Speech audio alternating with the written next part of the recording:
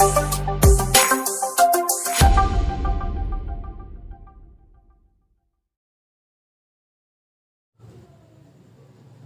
hi everyone, welcome back to KRP Creative Physics. So in this particular video, we are going to learn complete theory topic related to acceleration time graph. So it's nothing but part 1. So once again, I am reminding only one thing I will expect from you.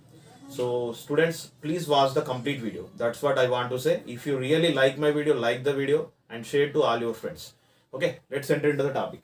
So in case of acceleration time graph, first thing you should remember that so we should take time on x-axis. So on x-axis we have to take the time, on y-axis we have to take acceleration. So this is the first thing. And next, so if we consider this particular acceleration time graph, what is its purpose? What is its main purpose? Means with the help of this acceleration time graph, we can find velocity. We can find the velocity or else change in velocity. So that is the main purpose of acceleration time graph. So then how can we find the change in velocity with the help of this acceleration time graph? Means just we need to find area. We need to find the area of the acceleration time graph. So that means change in velocity. Change in velocity equals to area. So this is the main purpose of acceleration time graph. This is change in velocity or else it is considered as velocity also. So the area of the acceleration time graph gives velocity. So how we get the velocity by finding the area means just we need to observe this one. First we know that as we know that acceleration equal to change in velocity by change in time. You know that one very well. Acceleration equal to change in velocity by change in time. So what I am doing means, so from this equation delta V, change in velocity equal to what here? Acceleration into change in time. So delta V means what here? Change in velocity equal to acceleration into time. So just try to observe here. Try to find the area of this particular acceleration time graph. Area equal to what? Length into breadth. So length into breadth. So here if we substitute the length and breadth values, length means acceleration. So breadth means time. So acceleration into time equal to what we got here? Area. Okay, now from this what we got here? Acceleration into time equal to change in velocity. So then finally we can write area equal to change in velocity. So in this way, by finding the area of the acceleration time graph, we will get change in velocity or else we can find velocity. So that is the main purpose of acceleration time graph. So after the completion of this particular basic concepts of acceleration time graph, so friends, let's learn the different types of acceleration time graph. So first we will consider graph 1. So in case of graph 1, if you try to observe this particular arrow mark, so here the straight line is overlapping on x-axis. It is just overlapping on x-axis. So there is one line is there here. Try to observe that one. The arrow mark is there. So what does it mean here? Zero acceleration. So acceleration is 0. So there is no acceleration of object here. So what is meant by zero acceleration here? It indicates uniform velocity. You should know this. Uniform velocity. So why? Because velocity is constant here. So when there is no change in velocity, you know that one, there is no acceleration. That's why this particular graph represents uniform acceleration or else zero acceleration. So that is the first graph.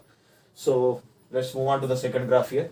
So if we observe this particular second graph, we are getting one straight line. This particular straight line is parallel to the x-axis or time axis. So what does it mean here? As the time is increasing but there is no change in reading on y-axis. That means there is no change in acceleration. So it represents what here? Uniform acceleration. So this graph represents uniform acceleration. So it is very simple. Okay now. So that means acceleration is there. It is positive. That is not going to change it. Acceleration is constant. That's why it is said to be uniform acceleration. Uniform positive acceleration also we can write. So why? Because it is above the time axis. Okay now. So let's move on to the third graph. Third graph is very easy. So but the line is below the x-axis, below the time axis. Just try to observe.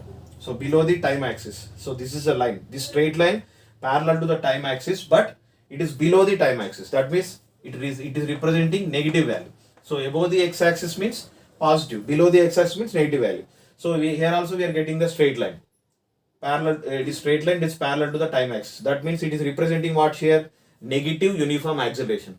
So it is also said to be what here? Negative acceleration is known as deceleration or else retardation. So simply it becomes what here? Uniform, what we can write? Retardation.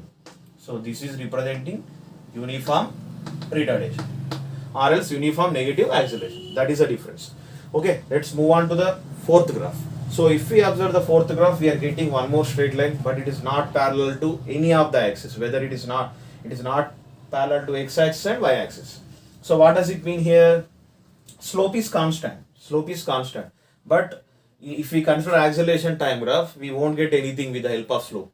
So that means there is no purpose. But from one thing we should know here, as the time increasing, acceleration is also increasing. So it is clearly known that this particular graph represents variable acceleration. Acceleration is going to change. So variable acceleration and also variable velocity. Variable velocity also. Okay.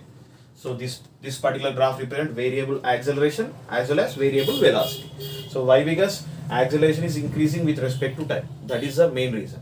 So this is regarding the four graphs here. Okay friends, let's learn the remaining graphs here. So this is graph number 5. So if we observe this particular graph 5, at a particular time, acceleration is going to changing here. Acceleration is going to increase. So is it possible to have such graph here? So let's see here. Is it possible or not? At a particular time, can we find different accelerations? No, it is impossible. That means overall it is an invalid graph. So this one is invalid graph.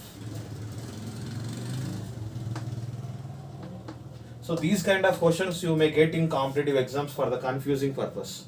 Okay, so this is actually invalid graph. So let's see the last graph here, graph number 6. So if we observe this particular graph number 6, so much information is there in this one. Let's see that. So first, from the time 0 to t1 seconds, 0 to t1 seconds, this spot. So object is moving with uniform positive acceleration. Uniform positive acceleration. Okay, na? This is from 0 to t1. This is nothing but uniform positive acceleration. So if we consider from time t1 to t2, this particular part. So just try to observe here. So the graph is overlapping on x-axis. It is on x-axis. So what does it mean here? Acceleration is 0. 0 acceleration. So that means it is representing uniform velocity. From t1 to t2, acceleration is 0 and it is also representing uniform velocity. That means velocity is constant. So next, if we consider after t2, so this particular part, if we observe this particular part, so just this particular last part is representing uniform acceleration, but opposite, it is in opposite direction. So the direction of the motion of the object is changing. So it is again moving into its original direction, opposite direction. So it is said to be this particular part after t2, the object is said to be moving with uniform negative acceleration. Uniform negative acceleration. Direction is changing. Okay, na? So that is the information we can find from the graph number 6. It is the last graph. Okay friends, in this particular video we learned complete theory part of acceleration time graph, and don't miss the next video, part 2. So in that video we are going to learn interesting numerical problems related to acceleration time graph. So once again I am reminding that watch my channel regularly, share my channel to all your friends. So thank you everyone, bye.